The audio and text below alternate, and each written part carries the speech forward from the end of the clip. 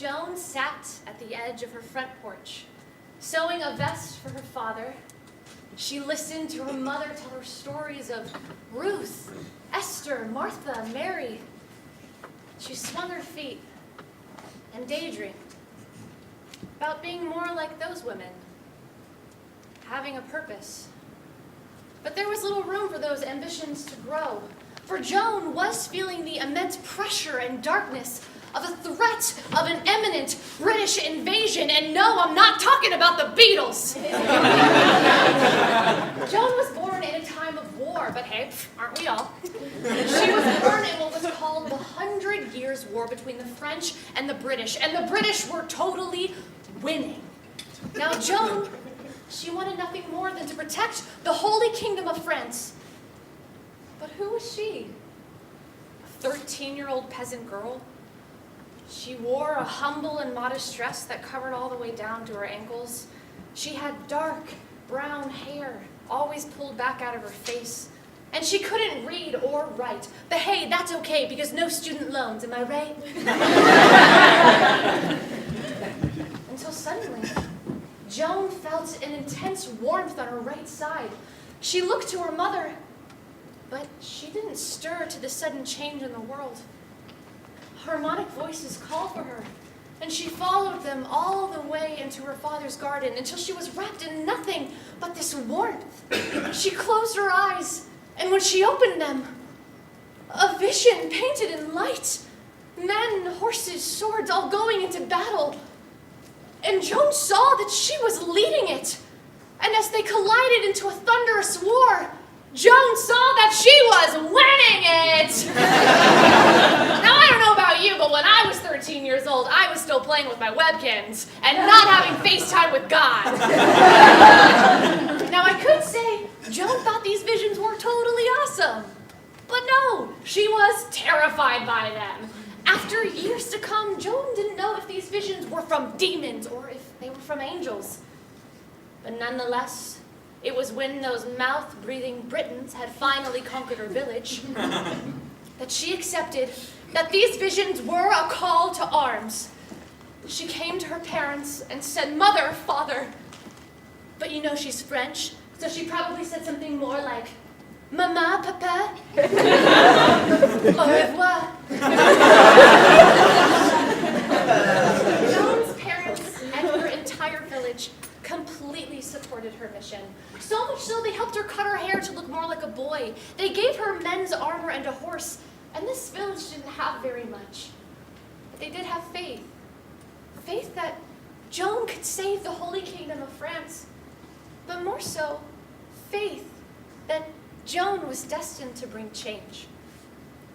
Joan mounted her horse, and she knew that her first mission would be to find the fallen leader of France, the Dauphin.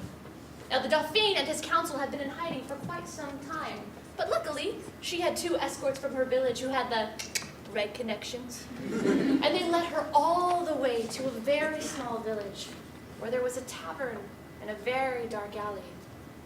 This is where they were told the council and the Dauphin were hiding. Joan could hear the sounds of men laughing and drinks clinking. She entered the tavern, but no one looked at her, for she looked like any other soldier. The smell of smoke and liquor made it difficult for her to breathe, but she remained strong and confident. She approached a group of men talking. Now, Joan should not have known what the Dauphin looked like. It's not like she had Instagram or Facebook or the news, that kind of thing, to really know what the Dauphin looked like. Yet somehow, she looked the Dauphin straight in the eye and revealed herself as a woman. not like that, though. I just mean she said she was a woman.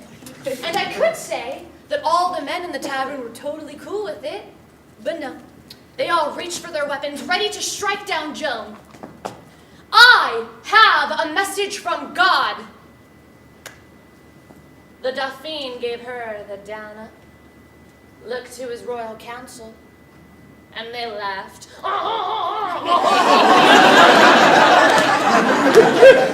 "But you are just a woman." Now, yes, God made Joan a prophet, but he gave her absolutely no chill. God has sent me. You will give me an army, and I will lead them into victory to win back the Holy Kingdom of France for you and for the Holy Father. The Dauphine had a lot to think about. If she was sent by the devil and they listened to her, then they would all be totally doomed. But if she really was sent by God and they ignored her, then they would all be equally as doomed. So the Dauphine responded, "Oui. I mean, what do I have left to lose, am I right?"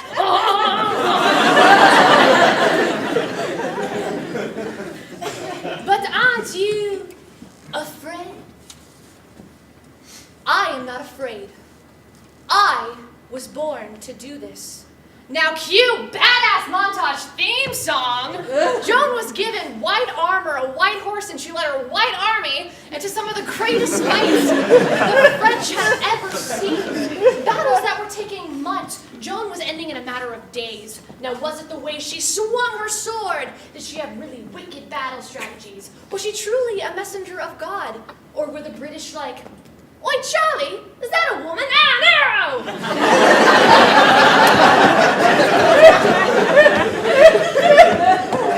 Nonetheless, Joan won back more land, gained more power for the Dauphine than the Dauphine could have ever imagined in his lifetime. So much power that he was able to have a coronation to become the rightful leader of France. At his coronation, thousands of French citizens gathered to witness the reclamation of their kingdom.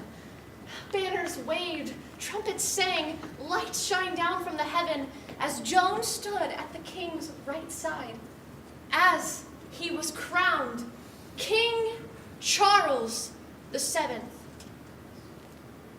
The people roared in celebration, and Joan said to her king and to the people, "God's will is done." The people thundered in celebration, but this time for their love of Joan.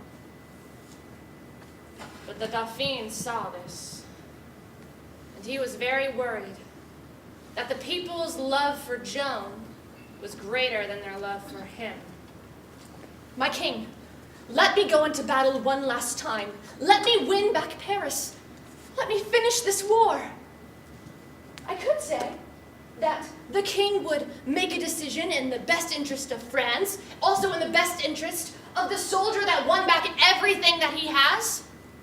But the king knew that trying to win back Paris would be an utter failure. It was the center of British control in France. It was a suicide mission. But still, he gave Joan his blessing. As she disappeared over the horizon, King Charles VII, like a little weenie, burned all his bridges, cut all his ties with Joan. Piercing silence. Joan glared at the battalion of British soldiers guarding the wall around Paris.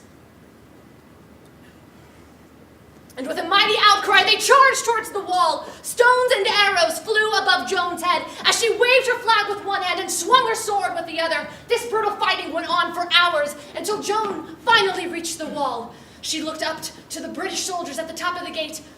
"Open your gates now, for I will come in whether you like it or not, and I will kill you." To where then the mature, adult British soldier literally responded with, "Oh yeah? Well, you're just a bloody tot." Now, because Joan had no sense of humor, she was very taken aback by this comment. When a crossbow fired, shooting an arrow into her thigh, she screamed in pain, staggering in agony. She fell from her horse. Reaching for her horse's rein, she tried to pull herself up when another crossbow fired a shot into her horse's head. And obviously, whoever shot that arrow went to hell. Joan's horse collapsed on top of her, crushing her legs. She screamed for her men to keep fighting. But they had all abandoned her. They retreated surrounded by dozens of British soldiers. And all the light and warmth in the world went away.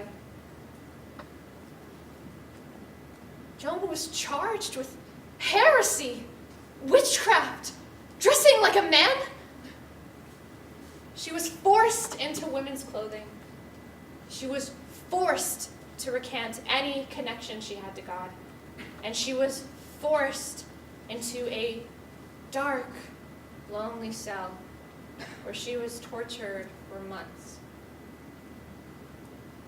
I could say that Joan remained strong throughout those months. But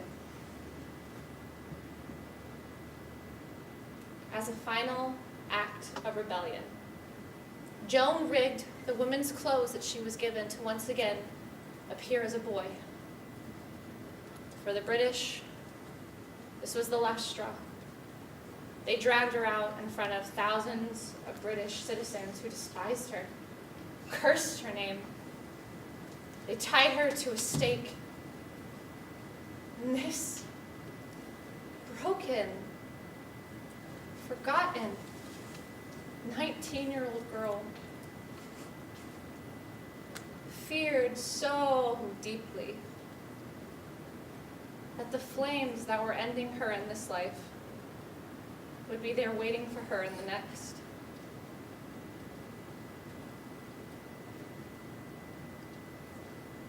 I could say Joan died in the battle for France, but she continues to win wars for women after her, which I do believe is true, but Joan wasn't trying to change the way we feel about gender. She wasn't trying to make a statement about women. And I fear the more we subject her life to our own personal agendas, the more we lose the fact that Joan was a real person.